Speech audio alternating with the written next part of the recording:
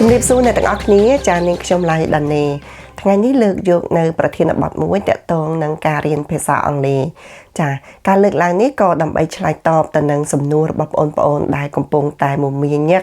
នៅក្នុងការសិក្សាមុខវិជ្ជាផ្សេងៗហើយក៏មានកង្វល់ទាក់ទងនឹងការរៀនភាសាអង់គ្លេសមិនដឹងថាគួរតែបន្តឬក៏គួរតែសម្រាកសិន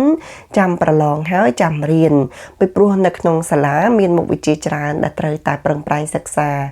ចាបងប្អូនទាំងអស់គ្នាថ្ងៃនេះខ្ញុំសូមចែករំលែកនៅពិសោធន៍ដែលនាងខ្ញុំធ្លាប់ឆ្លងកាត់កន្លងមកខ្ញុំជឿជាក់ថា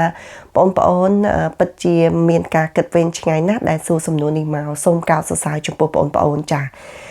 កតងនឹងការរៀនភាសាអង់គ្លេសនេះគឺពិតជាសំខាន់សូមនិយាយថាពិតជាសំខាន់គឺសម្លឹងទៅមើលឱកាសពីរធំកន្លងមកខ្ញុំក៏បានឆ្លងកាត់នៅការព្រួយបារម្ភបែបនេះដែរតែដោយសារពេលនោះសំណាងល្អមានការគិតត្រូវហើយក៏សម្លឹងឃើញនៅឱកាសវែងឆ្ងាយដូច្នេះក៏បានប្រឹងប្រែងសិក្សាមិនថាខ្លួនឯងរវល់នៅក្នុងការសិក្សាមុខវិជ្ជានៅក្នុងសាលាប៉ុន្មានទេប៉ុន្តែគឺតែងតែឆ្លៀតពេលវេលាមិនអាចខ្វះបានហ្នឹងគឺទៅរៀនភាសាបន្ថែមទៀតព្រោះទី1ខ្ញុំស្រមៃគិតថានៅពេលដែលខ្ញុំចេញពីស្រុកគឺខ្ញុំសង្ឃឹមថានឹងមានឱកាសអាចទៅបម្រើការងារនៅកន្លែងណាមួយហើយបម្រើការងារអាចទទួលបានប្រាក់កម្រៃសមរម្យដើម្បីផ្គត់ផ្គង់ជីវភាពខ្លួនឯងតាមពិតទៅឪពុកម្ដាយខ្ញុំក៏អាចមានលទ្ធភាពអាចឲ្យខ្ញុំរៀនសមល្មមមកគ្រប់គ្រាន់ដែរប៉ុន្តែនៅពេលនោះខ្ញុំគិតថាអ្វីវាអត់ទៀងឪពុកម្ដាយខ្ញុំក៏ជាអ្នកមានជីវភាពមិនជាអ្នកសម្បូរហូរហៀទេអញ្ចឹងខ្ញុំគិតថាបើមានឱកាសដែលខ្ញុំអាចជួយរកកម្រៃបានវាគឺប្រសើរខ្លាំងមែនតើមិនចាំបាច់ដល់កម្រៃសម្រាប់ផ្គត់ផ្គង់គ្រួសារទៅវិញទេឬក៏ជូនគាត់ទេឲ្យតែអាចផ្គត់ផ្គង់ខ្លួនឯងបានគឺខ្ញុំសប្បាយរីករាយ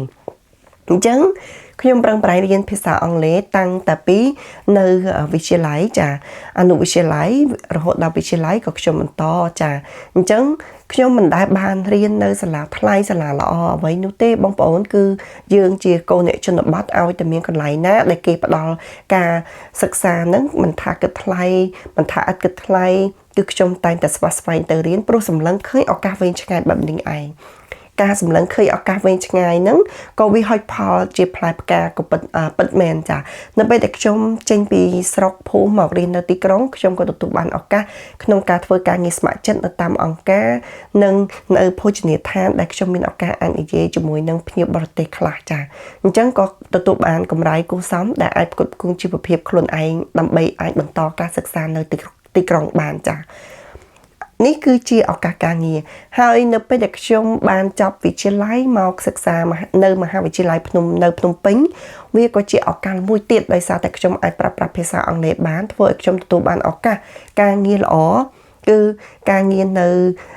តាមអង្គការដដែលស្ម័គ្រចិត្តខ្លះបានកម្រៃខ្លះចាហើយក៏បានខ្លាយទៅជាគ្រូបង្រៀននៅតាមផ្ទះហើយការបង្រៀននៅតាមផ្ទះមានទាំងសិស្សខ្មែរមានទាំងសិស្សដែលកូនខ្មែរដែលរៀននៅសាលាអន្តរជាតិអញ្ចឹងសម្រាប់កូនខ្មែរដែលរៀនសាលាអន្តរជាតិគឺយើងទទួលបានកម្រៃគួរសមពីគេដែរអញ្ចឹងគឺយើងអាចផ្គត់ផ្គង់ជីវភាពរបស់យើងបានហើយយើងគិតមើលឱកាសបែបនេះបើសិនជាយើងមិនចេះភាសាតើយើងធ្វើមិនដេចនឹងទទួលបានឱកាសការងារដែលយើងអាចទទួលបានកម្រៃសមល្មមហើយបើទោះបីជា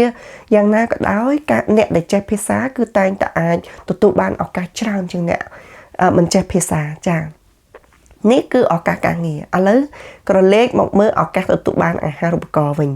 អ្នកទាំងអស់គ្នានៅពេលដែលរៀនចប់គឺតែងស្រមៃចង់ទទួលបានអាហារូបករណ៍មិនថាក្នុងប្រទេសមិនថាក្រៅប្រទេសទេហើយបើសម្លឹងអាហារូបករណ៍គឺត្រូវការភាសាចាបើសិនជាចេះភាសាគឺតែងតែមានឱកាសឈានមុខតែម្ដងឱកាសអាហារូបករណ៍នៅក្រៅប្រទេសច្បាស់ណាស់មិនអាចអ្នកមិនចេះភាសាយើងទទួលបានឱកាសនោះទេអញ្ចឹងបើយើងគិតថាយើងចាំដល់ថ្នាក់ទី12បានយើងត្រឡប់មករៀនភាសាអង់គ្លេសយើងនឹងយឺតពេលតែម្ដងហើយការសិក្សាភាសាយើងដឹងហើយវាមិនអាចចំណាយពេលវេលាតិចតួចយើងអាចរៀនឲ្យប្រកបប្រជាដើម្បីធ្វើការប្រកួតប្រជែងទទួលបានឱកាសការងារឬក៏ទទួលបានឱកាសអាហារូបករណ៍នោះទេវាត្រូវការពេលវេលាបើយើងរងចាំឲ្យយើងរៀនចប់ទី12បានយើងមករៀនភាសាអង់គ្លេសយើងនឹងប្រើប្រាស់ពេលវេលា1ឆ្នាំឬ2ឆ្នាំទៀតឯណោះអញ្ចឹងសូម្បីតែខ្ញុំផ្ទាល់នៅពេលដែលខ្ញុំចង់បានអាហារូបករណ៍ទៅក្រៅប្រទេស ត្បិតតែថាខ្ញុំបានប្រឹងប្រែងកន្លងមកហើយក៏ពិតមែនតែនៅមិនគ្រប់គ្រាន់ទេអញ្ចឹងត្រូវការចំណាយពេលវេលាខ្លាំងមែនទែនអង្គុយសិក្សាដោយយកចិត្តទុកដាក់បំផុតដើម្បីធ្វើការប្រកួតប្រជែងនិងធ្វើការប្រឡងឲ្យបានបន្ទុក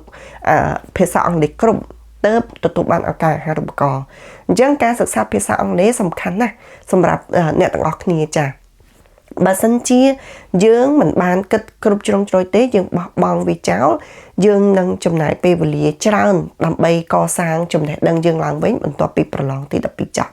ខ្ញុំជឿជាក់ថាបងប្អូនអាចនិយាយបានថា